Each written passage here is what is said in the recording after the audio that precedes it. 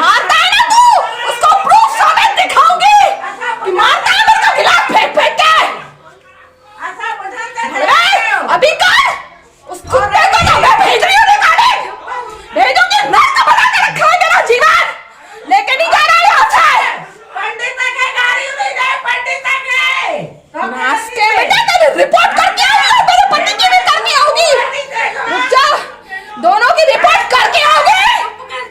बुला पूरे खानदान को, बुला। नाश्ता कुत्तों जैसे गिलास फेंक फेंक के मारता है। नाश का मिटा वो समझाएगा, तूने मुझे समझा के पुलिस को बुला रही हो कि मारता है टंकियां उठा उठा के। सुर को माँ कपड़ा खड़ी हड़ी दे दो, सुर को माँ है ना घर में हड़ी दे दो, माँ दादी जराती, माँ है ना घर में बेदम हड़ी बेदम, जल्दी बेदम। मैंने दादू है आतंकवादी थी, यो आतंकवादी के अंदर भी जाई ना। हाने ता देखो माँ है ना के ता मुखे चेता ना, माँ है ना के कुछ चाहो, माँ है ना के एक शब्द चाहो, तू पंडित चाहो, माँ पंडित के गाड़ी दे मेरा कुत्ते मागुर थोड़ी देर दिलाए नाच दो मिनट। यो हिजड़ा यो मुझे खून काट ले तैयार बैठो तो, या बाहर से करवा में बैठो तो पतवा हिजड़ो मो हिजड़ो।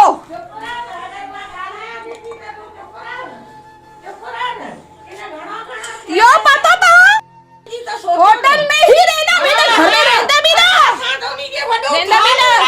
रहना भी ना बिल्कुल रहना। और मुसा के दुर्घटना घटी ना, सबसे पहले घिने दो और सभी जो नालो हाथ में गई हम।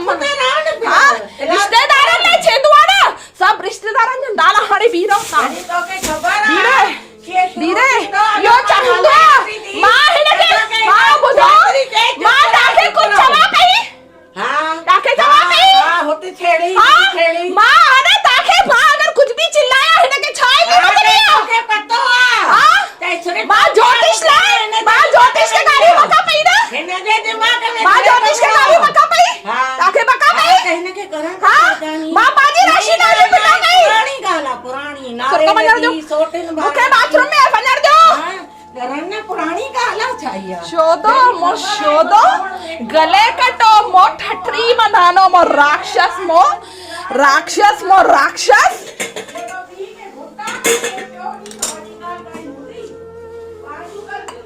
घरवारन के मार दो, उल्टे सीधे गिलास खड़ी खड़ी नारियल खड़ी खड़ी सर घरवारन ने मथा फोड़न चाहिए दो।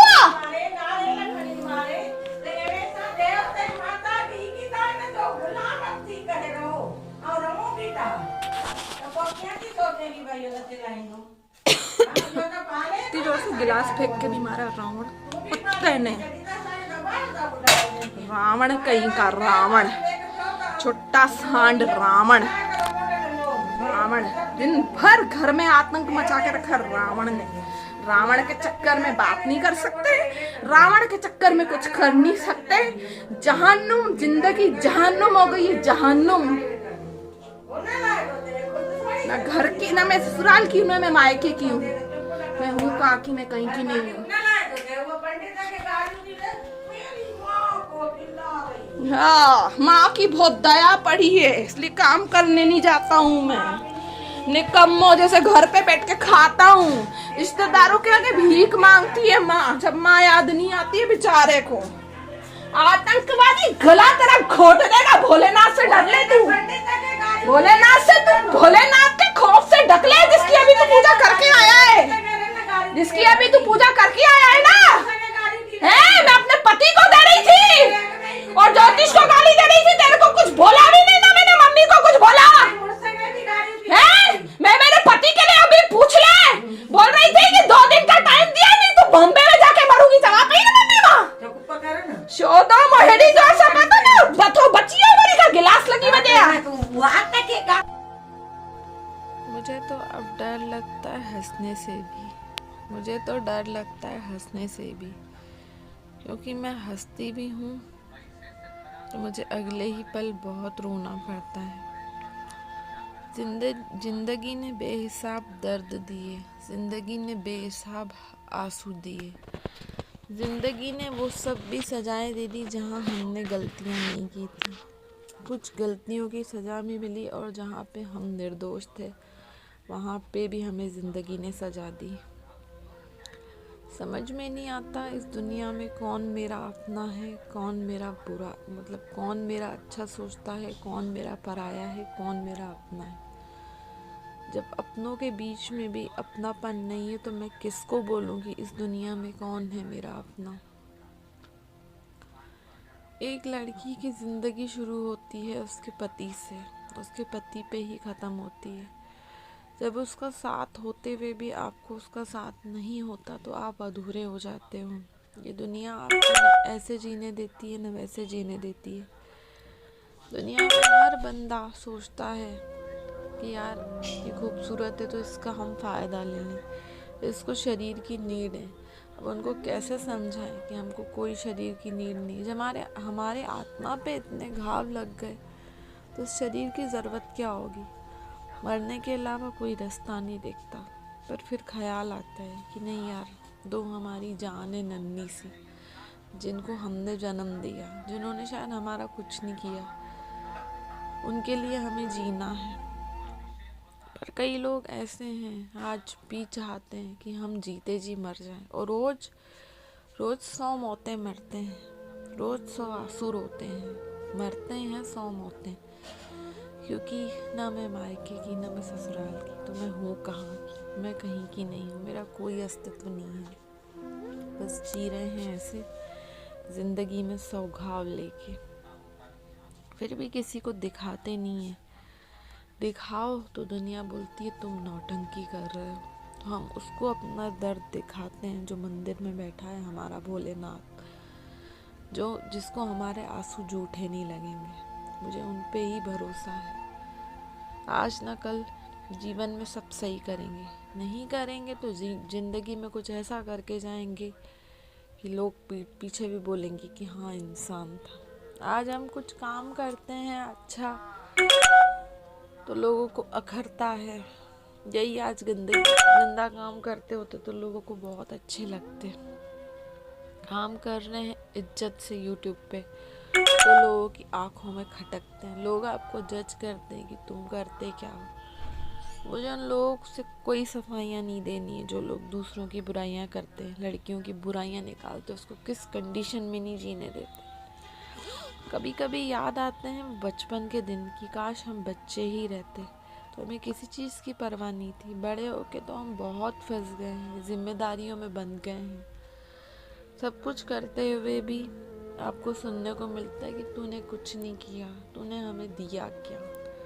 तो कभी कभी लड़की का जीवन ऐसा लगता है कि अभिशाप है, उस पर कोई श्राप लगा हुआ है कि वो हंस नहीं सकती, अच्छा पहन नहीं सकती, अच्छा ओढ़ नहीं सकती। शाप है मैं शायद। आई होप सो आपको अच्छा लगे। आज भी लड़की की आवाज़ को दबा दिया जाता है। आज भी लड़की को बोला जाता है कि तू मत बोल। हर जगह से बोला जाता है कि तू चुप हो जा।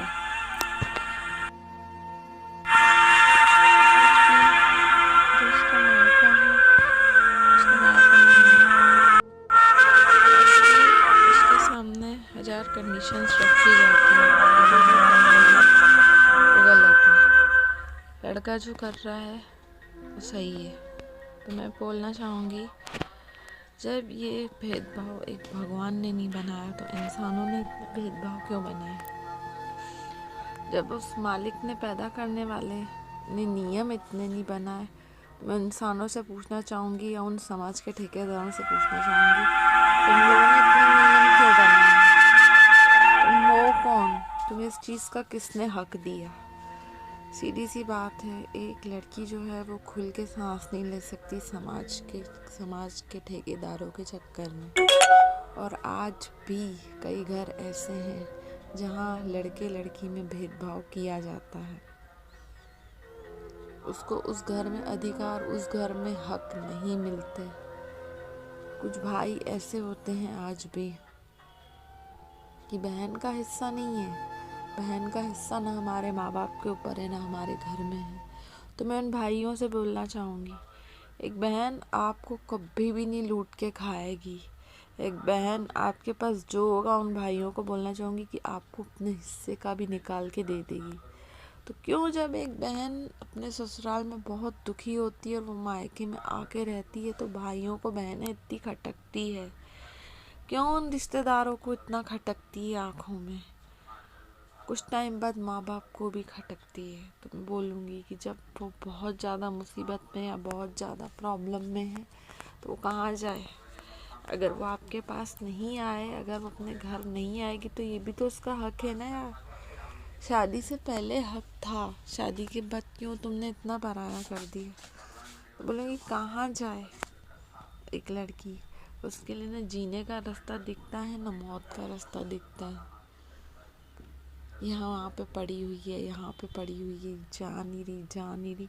तो कभी सोचा है कि उस लड़की के दिल पे क्या बीत रही है, जो हर जगह से टूट चुकी है, हर जगह से हैरान परेशान है। अच्छा करो तो मुसीबत है, बुरा करो तो मुसीबत है। तो किस हाल में, मैं बोलना चाहूँगी, किस हाल में जीने दोगे?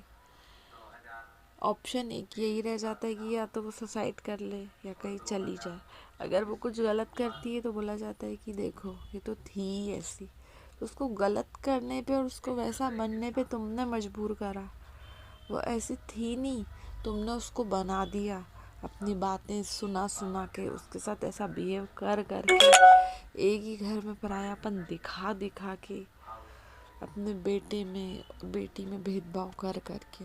उन पेरेंट्स को भी बोलना चाहूँगी, आपकी बेटी आपकी प्रॉब्लम में है या किसी मुसीबत में है तो आप उस चीज़ को समझो, दिल से फील करो यार कि वो हैरान परेशान है। आज वो ऐसी हो गई है तो क्यों हो गई है? माँ बाप से बोलना चाहूँगी यार, तुम माँ बाप को बोलना चाहूँगी आपने तो उसको पैदा करा। कई बार सिचुएशन ये हो जाती कि आप उस लड़की को उसकी माँ भी नहीं समझती जिसने उसको पैदा करा। जब कोई दुनिया से चला जाता है उस लड़की के पास ऑप्शन यही रहता है कि वो आखिरी में सुसाइड कर ले, क्योंकि वो रोज पल पल भर मरने से अच्छा उसको लगता है कि मैं एक बार ही मर जाऊं तो ज़्यादा अच्छा। तो मैं यही बोलूँगी यार, अपने बच्चों को समझो, लड़का हो चाहे लड़की हो। आप उन पेरेंट्स को बोलना चाहूँगी, आप अपने बच्चों को समझो, उसकी प्रॉब्लम को समझो, ना कि समाज की या जो जिनकी घटिया सोच है, जिन रिश्तेदारों की, उसकी सोच के चक्कर में, उनके ताने मारने के चक्कर में अपने बेटे बेटी को पीसो। नहीं, अच्छा क्या है बुरा क्या है आप समझो। आप कानों के कच्चे मत बनो, उन पेरेंट्स को बोलना चाहूँगी। आप समझो कि सही क्या है गलत क्या है, क्योंकि कई पेरेंट्स ऐसे रहते हैं, बाहर वाले अगर बुराई कर रहे हैं तो उनके साथ बुराई करने खड़े हो जाएंगे, फिर घर में आएंगे बच्चे को ताने मारना, उसकी बुराइयां करना, उसको अनशन इतना सुनाना कि या तो वो खाना नहीं खाएगा कई दिनों तक, या घर में सामान तोड़ फोड़ करेगा। फिर वो अगर आपको उल्टे जवाब दे रहा है या आपका बच्चा बहुत परेशान हो रहा है तो आपको ऐसा लगता है बदतमीज, तो उसको इतना हाइपर क्यों कर रहे हो? बाहर वाले लोगों की बातें आप सुन के आ गए चार, उसमें अपने बच्चे को इतना दुखी कर रहे हो। तो बोलूँगी वो आपकी खुशी नहीं है, बाहर वाले आपके बच्चे हैं आपकी खुशी, तो आप समझो। आई होप सो आपको वीडियो पसंद आए तो लाइक करिएगा, सब्सक्राइब